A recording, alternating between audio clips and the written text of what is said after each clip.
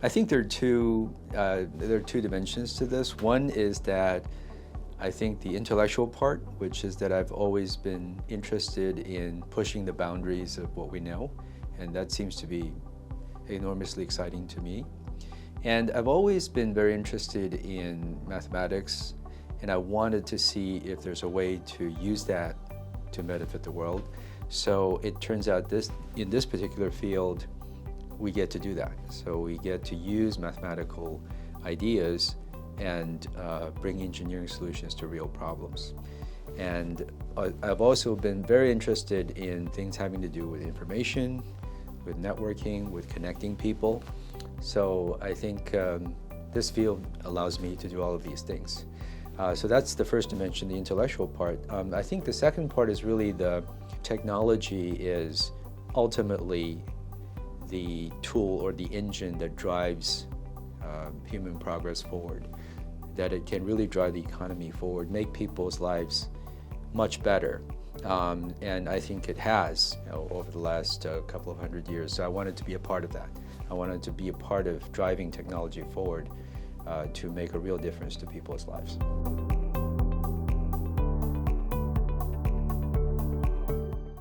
I think as researchers, we live for those light bulb moments when we realize something during the course of a day or get really excited about some result. This doesn't happen all the time. Actually, I would say one of the things we have to deal with as an inventor or researcher is that we have to accept the fact that most days are not going to involve those, but you do live for the few days that do involve those light bulb moments.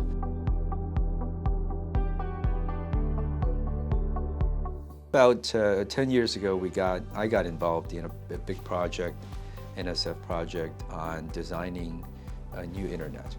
Coming up with a new architecture to redesign the internet. And we had proposed this idea of designing the internet around the idea of named data. So instead of naming sort of machine addresses, we would focus on data itself and designing the network around the concept of named data.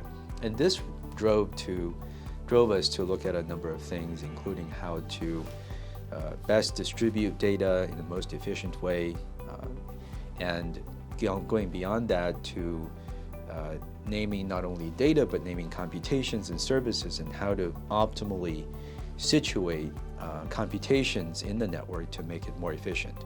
And this then also led us to more recently look at how to best organize machine learning computations in a network. So I think that was the inspiration that led to our work on content delivery algorithms and computation placement and container orchestration and these edge computing solutions that we're offering today. So it really came out of a desire to build better networks for the next 50 years.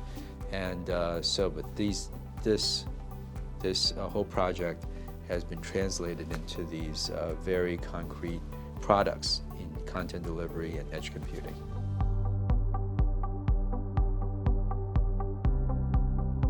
If you were interested in streaming video on the network, or you're doing multiplayer games, games over networks, then what we're doing is we have a way of placing the data that you need, the video or the rendering of the scenes and so forth, placing the data in the optimal way, and also placing the computations that you need.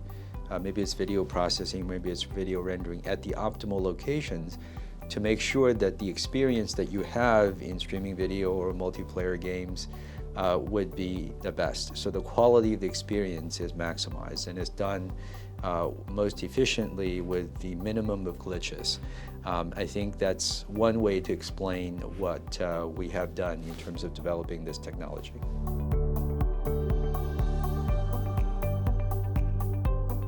The general area in which our technologies and innovations belong to is the edge computing area. So edge computing is the concept that we want to take the cloud, the capabilities of the cloud, which we expect, to be very computationally very efficient. We want to take those capabilities toward the edge of the network.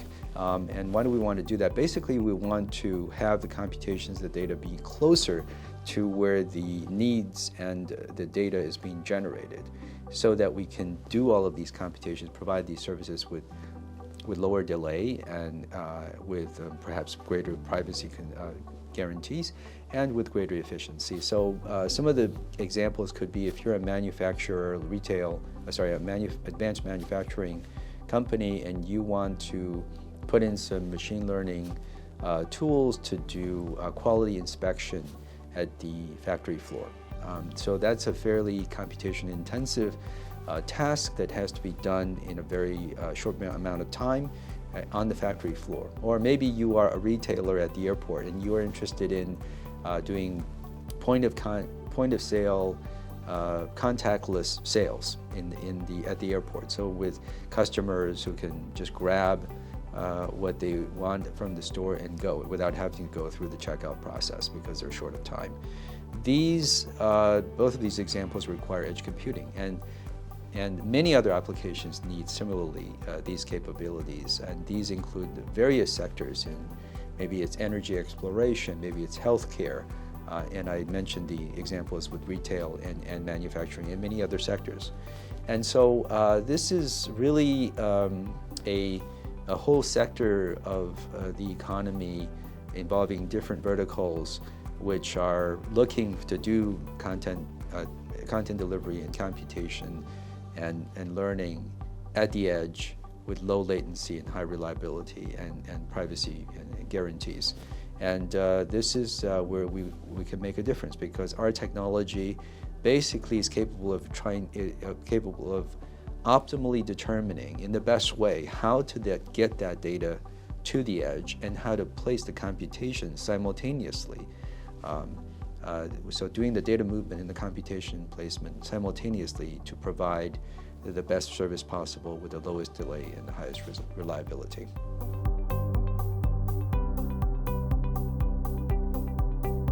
Well, first of all, I think there's never been a better time to invent or be an inventor, because I think that there's so much support and there's such a great ecosystem for inventors, particularly in this country, to educate inventors, to have a support system for them to have opportunities to join young companies or even in university settings. So I think it's a great time to be an inventor. And secondly, I think that something to realize for inventors is that we don't live in the era of Leonardo da Vinci anymore. So in other words, one cannot just be a really smart guy and come up and become an inventor all of a sudden. Now, because we have a much more sophisticated system for inventions, one has to build up in a structured way to become a great inventor. And I think that means that one has to be very well educated in the basics, in math, in physics, in computer science. And it takes time to build up your skills. So you have to have a certain amount of patience to learn a lot, to build up your skills. And at a certain point where you have sufficient level of skills, then you can go into the invention ecosystem and really make a difference. But if you do that, then I think that there's never been a better time to be an inventor.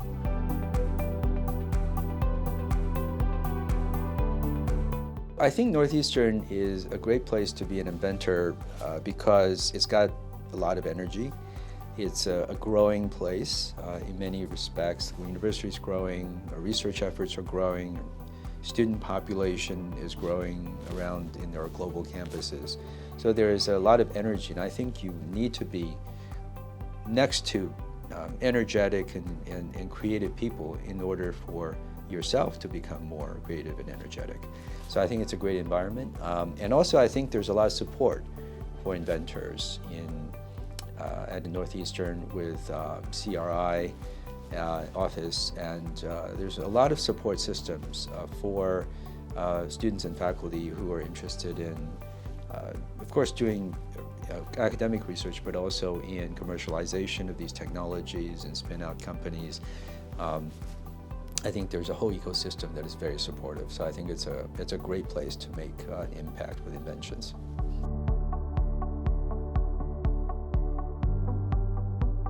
What we're interested in is really, we're interested in taking these inventions that we've developed the last few years and really making a practical impact with them.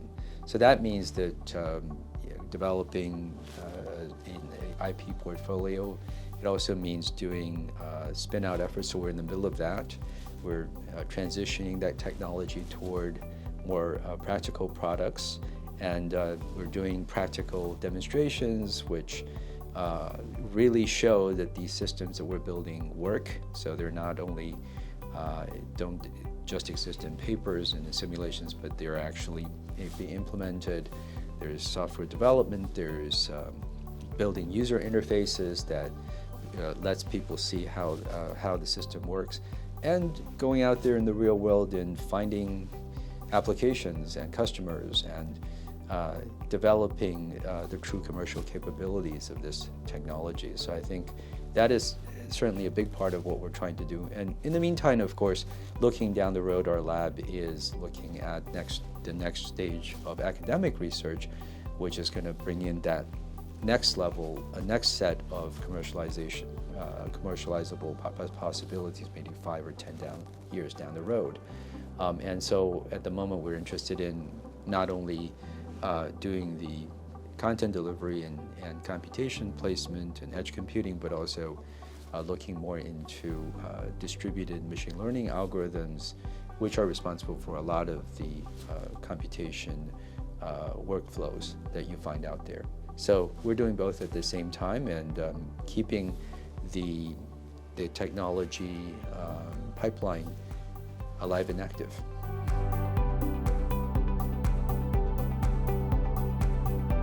I think CRI has been very supportive of our research. So first of all, of course, they were very involved with the patenting process, worked very closely with us and to develop these IP portfolios. And then it also has been very active in the commercialization process and encouraging researchers to go out there and commercialize the technologies. They provide some of the internal funding, such as Spark Fund, to basically get that technology readiness level up to a point where commercialization becomes more practical. And also providing expert advice on various things. For instance, the Entrepreneur in Residence program provided experts who gave us advice on various aspects of doing commercial spin-out. So it's definitely provided a suite of services which have been very important for researchers interested in commercialization.